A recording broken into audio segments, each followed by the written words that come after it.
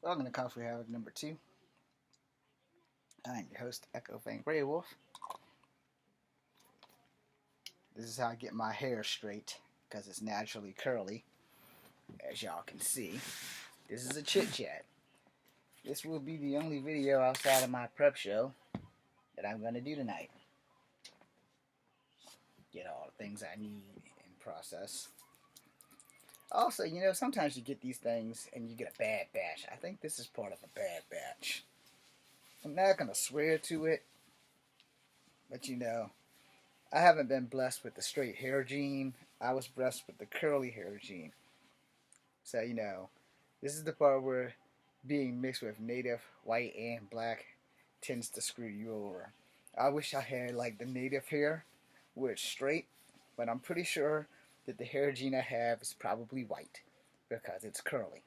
And if it's not white and it's black and it's curly, then that's fucking awesome too. But I've never had I guess whatever type of hair regular black people have ever in my life. So, yeah, I can prove my mixedness. Just how mixed, I don't know. But yeah, we're gonna say I'm pretty mixed the fuck up. So we're gonna talk about some stuff. Because I did a video earlier about going with your gut feelings. So we're gonna stick with that theme of supernatural type shit and going with your gut feelings and shit. So this might not be the video for all of you. If you're kind of superstitious, you probably don't want to be here. No. God damn it. Hair's still on my hair. Just want to put that out there. If you're superstitious, again, this might not be the video for you. I'm pretty sure I put deodorant on, but we're going to do an extra burst, just in case.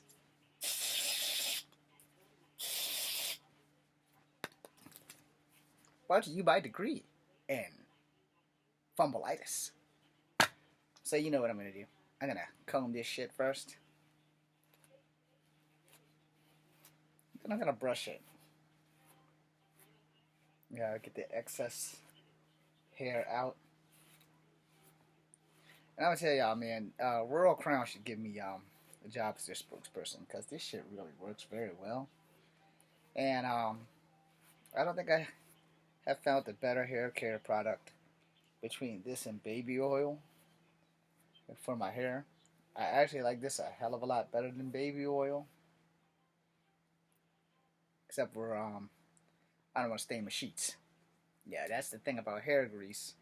If you use too much of it, it will stain your sheets. I try not to use more than a finger plus full. Finger plus full. Take that any way you want it. Just don't take it to my rear. So, usually, I usually put my hair in a ponytail. But not before I go to bed, because it's very bad to sleep with your hair in a ponytail. It's best to sleep with your hair down. I mean, even if you got to go to work, I wouldn't advise you sleeping with a ponytail at night before you go to bed. But I'm not a hair care specialist. I don't work in a salon. I just know what works for me and how painful it is. I fucking fell asleep with a ponytail ring in my head one time. And it woke me up in the middle of the night because I was like, God, why the hell does my hair keep hurting? I had this thing on. And had that ponytail ring. And I'm like, what the fuck, yo? I'm dropping hair over here, in case y'all wondering. And so, after I figured out what the hell I did wrong with my 5 head, I stopped doing that. Now, it's different if you fall asleep sitting up. Yes, you can sleep sitting up. I've actually had to do that, like, my first night home from my hip replacement. And I don't mean when I got to my dad's house, because I think I stayed at his house for like 1 day. I'm not going to swear to it, because I was still a little drugged the fuck up. But I do know that I slept sitting up, because I couldn't find a comfortable laying position. If that makes sense. And then I found the comfortable laying position. So, but now, ever since my hip replacement, I'm not going to lie to y'all, I toss and turn almost all night. And I don't think it's because of pain, because I'm unconscious and I can't feel it. Maybe it's like annoying or whatever. And like last night, I felt like I slept on my arm wrong again. And also, I had a foot cramp. Those fucking things suck. I know you're like, why are you laughing? I'm a little angry about that foot cramp, yo. And when I smile, I'm fixing to hit someone in the face. I want you guys glad you're behind the screen. No, I'm kidding. But when I do smile, if it gets serious and I start smiling, somebody's in deep shit. Okay? Because then I'm about to do some shit that I might regret. Or some shit that's probably going to take my freedom for a couple of days. Because you know it would technically be assault. Damn. And I found my 2 hairballs down there. Well, anyway, let's talk about some supernatural shit. Well, I should probably dry that shine off my forehead, right?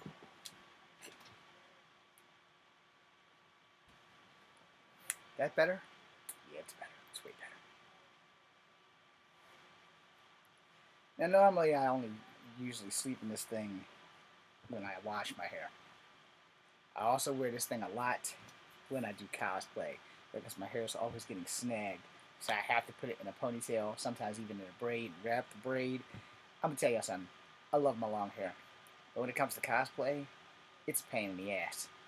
But it's not going anywhere. I'm never cutting it again. And I'm thinking that I'm a week off of my 50th birthday.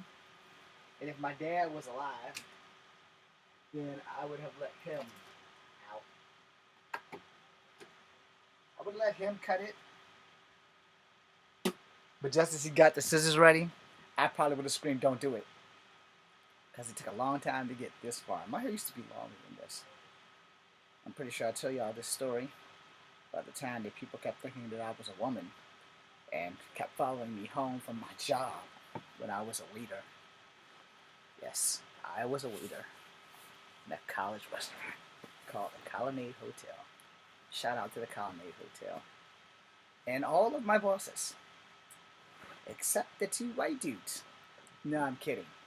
Denver, and I think his name was David or Daryl. They were good dudes. They just didn't view the world the way I view the world. No. We had this mop. It couldn't ring out. Then I'm going to get back on topic. Because I know I just got off topic. We had this mop that couldn't ring out, right? And some customer let the ice melt on the floor.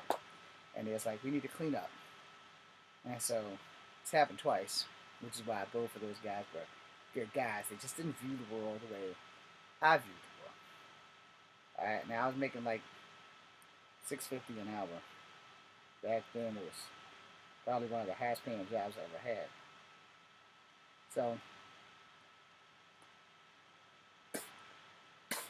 I don't go get the mop. I grab a napkin to scoop up the ice and the water at the same time. And I believe David was the manager before Denver. And he goes, you know how much those napkins cost? And I said, no, I don't. So he started like reading me the figures and shit, like off of his brain power. And I looked at him, I said, is there a point to this? He's like, yeah, those napkins cost a lot of money. I said, well, let me put it to you in a logical sense. He's like, what? And I said, let me put it to you in a logical sense. I would rather spend extra money on napkins than that lawsuit you're going to have when I mop this floor with a mop that doesn't ring out. And he was pissed. He's like, what did you say? I said, I didn't stutter. I said, our mop, as good as it is, it does not ring out. So if you're at the end of the day and you mop the floor, and there's absolutely positively no chance in hell of any customers coming in, perfect mop. Because then you're mopping that shit military style, where you just slap. I learned that also years later in the military that we didn't really ring our mops at boot camp. We didn't really ring our mops. We slanged them, and we slightly rang them, but the drill sergeants wanted enough mop water on that floor that when we swept it again, because we had to, that the dirt that we didn't get with the brooms would be there, and then we have to sweep the floor again. and then we have to mop the floor, and then we have to dry it and sweep the floor one more fucking time. Okay. Don't get sandhill if you go to infantry. Sandhill is not the place to be. There's sand in every crack of your body, including your ass crack. Anyway, same thing happened again with Denver or David, whichever one came second. And I did the same thing. And this white fella proceeded to give me the old 1-2 about how much this shit cost. And I proceeded to give him the old 1-2 of, well, here's how this works. One napkin does not cost $5. And if it does, y'all should probably shop somewhere else and give us that $5 that you are putting into these thousands and thousands of these pretty fucking napkins. And two, our mop does not ring out. You can ring that son bitch for an hour and it will still be fucking soaked, sopping wet. I know this because I've tried this for like 30 some odd minutes and I could still mop the floor. And you could dump the water and do hot water and wring that bitch out. And that shit, you can mop the entire kitchen with never having to dump the water back in, mop back in the water. And I'm like, what the fuck, yo, it's a badass mop. So anyway, that being said, the point was that I ran the managers off because I refused to do it their way. And they didn't like that shit. Now, let's talk about your instincts and supernatural gifts. 9 times out of 10, everybody has this. I'm not special. I'm not a monolith. I don't think my family is special. We're not X-Men. Be cool as fuck as we were, because then we can control that shit, because you know Xavier would have taught us how to do that shit, but no, we can't. Now, the first time supernatural stuff started happening, y'all know, I was between the age of 7 and 15 with the Witch Rider. And in between that, the floating head came along. You know, where it warned me about the boxes of fish, losing a middle finger, and years before that, almost losing a thumb because they got cut by really sharp glass, a blade, and pretty much everything else under the sun. I'm not really superstitious, but usually when my left hand itches, I find money. I don't know how. Sometimes my paycheck's coming on time, sometimes it's not coming at all, but I find money. And when my left hand starts itching, somehow or another, either I'll find money somewhere, or somebody will give me money. Somehow or another, I'm going to come into money. But it's only my left hand, it's not my right hand. Now, the only other time that my left hand has had a problem is when I've been fighting, like literally in a fist fight, when my left hand feels like that bitch is on fire. It doesn't happen to the right hand, but the left hand, in every fight I've been in, like a real fucking fight, not when I'm filming. When I'm filming, we're good. But in a real fight, when the danger is heightened, my left hand feels like that son bitch is on fire. Now, I'm not going to go and tell anybody because I don't believe in, like, Hayukin and burning knuckles and all that shit. But if it's real, and that's what's going on here, I wouldn't even know who to talk to in the first place. Now, the thing is, like, I talked to somebody yesterday about truth. I think I should title this thing Chit Chat Random, because I'm just going on a random tangent, apparently. But I talked to somebody yesterday about truth at work, and tomorrow I will talk to that person again. But the truth of the matter is, truth is one point of view, and 2, you have 3 people involved in the truth. 4 if you count the witnesses, and 5 if you count the actual truth. Alright? So the first 2 people in the accident are the people involved. Your version of what happened, my version of what happened. You understand how that works? 2 hands, 1 slap. The second thing that happened is the innocent witness is not on your side or my side. That person's version of what they saw. But let's say there's a witness on this side of the street and there's a witness on that side of the street. You have 8 eyes looking at one incident. Alright? This guy has 2. This guy has 2. That guy has 2. This girl has 2. They're all seeing the same shit as it unfolds. But everybody's seeing it from a different perspective. And that also counts as your moral compass as well. If you know you were speeding through that red light and you know it was a red light and this car light just turned green and he took off, you are at fault. If that eyewitness says that he saw the light was yellow and you saw the light was yellow, you're not wrong. That would mean this guy started the gun as soon as his light turned green, which means he's not wrong because his light turned green. You understand? Both of you are telling the truth. And the witness over here could be like, no, by the time I saw him come through the intersection, the light I'm looking at was clearly red. This guy's in the right because he was coming through a green light.